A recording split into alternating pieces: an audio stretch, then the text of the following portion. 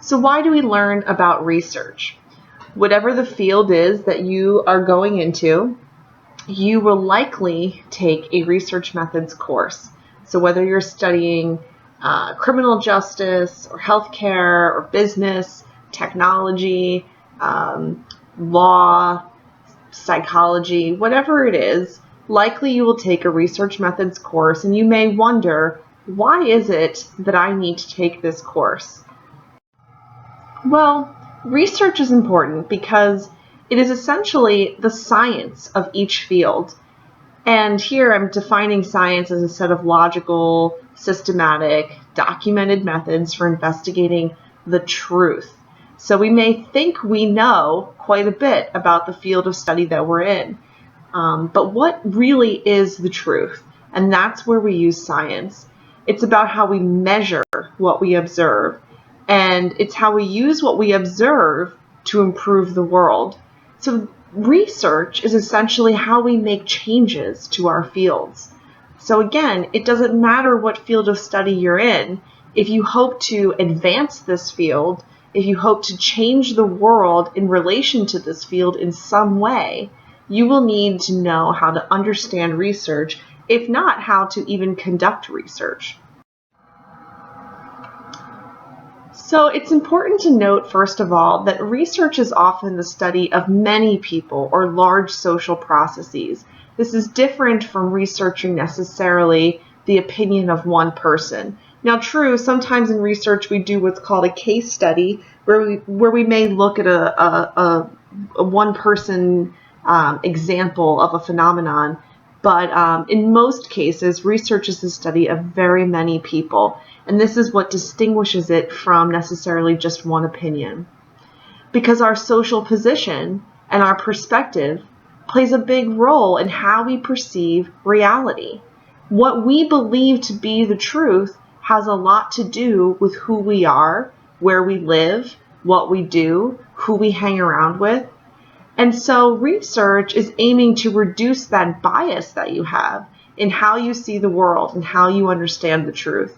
It's intended to capture a broad scope of what is out there and what is known, rather than what one person believes based on his or her age, identity, geographic location, etc. So here's some big questions. How do we know what is right? And by right, I don't necessarily mean like morally right. I'm looking more at right in terms of like technically correct, or what is the truth? And so that leads me to, how do we know what the truth is?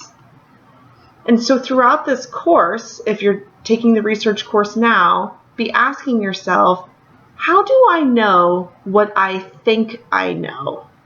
And as you're completing assignments, as you're discussing with your classmates, and as you're making statements that you are asserting as the truth, be prepared to then also question yourself and say, wait a minute, why do I think that's the truth? Why do I believe that that's real? Commonly, we make some errors in our reasoning, and this is why research is important. So one thing that sometimes we do is we overgeneralize, and we think that what is true in one case may be true in all cases.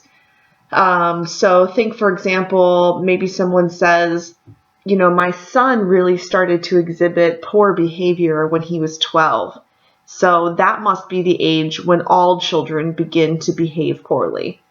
Well, no, that would be an error in reasoning. Something was going on with one person at age 12. That doesn't mean we can then broaden that to be true for everyone. We don't now have some information about age 12 that we didn't have before. This is the case of one person. Another thing that we sometimes do that leads to errors in reasoning is we're calling this selective or inaccurate observation. So this is when you observe something or you look at it according to your own personal beliefs, regardless of what the facts say.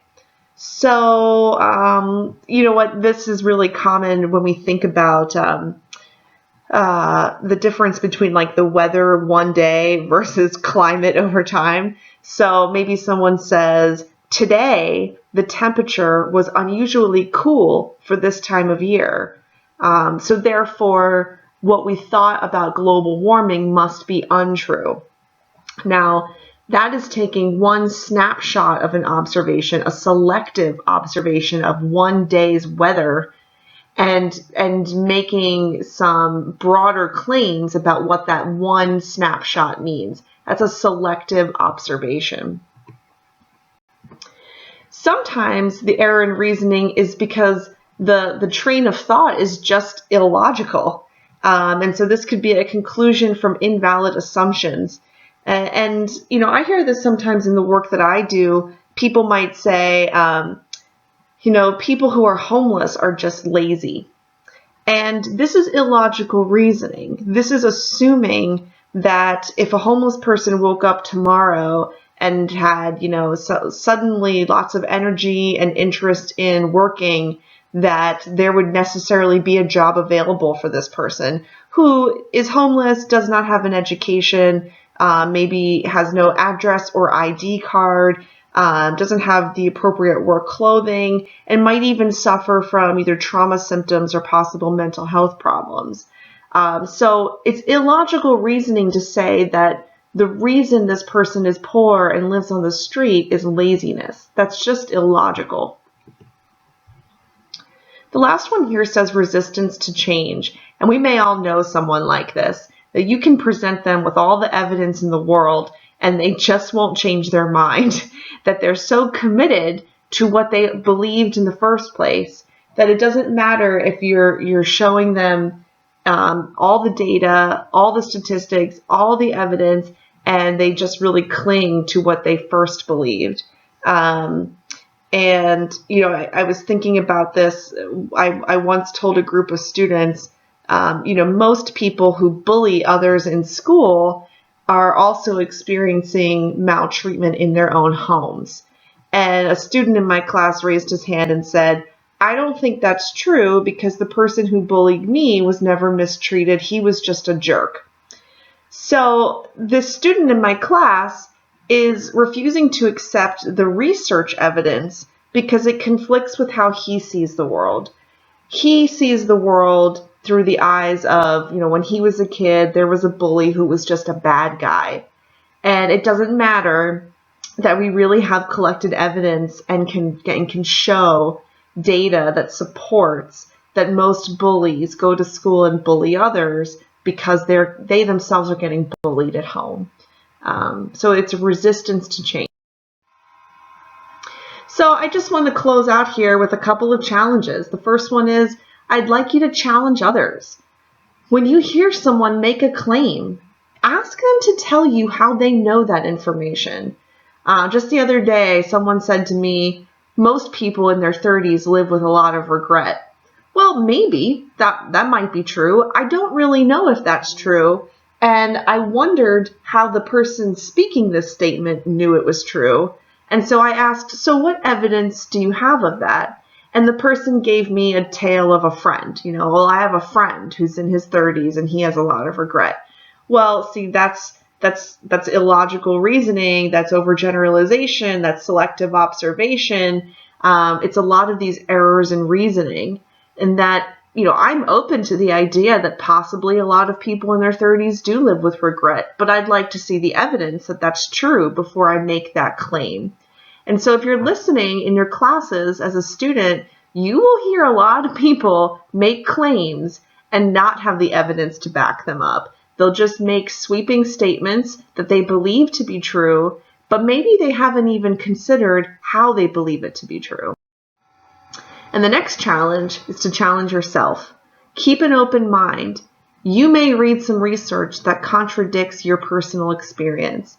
You might read research that describes a phenomenon that is not how it happened to you or not how it looks in your life.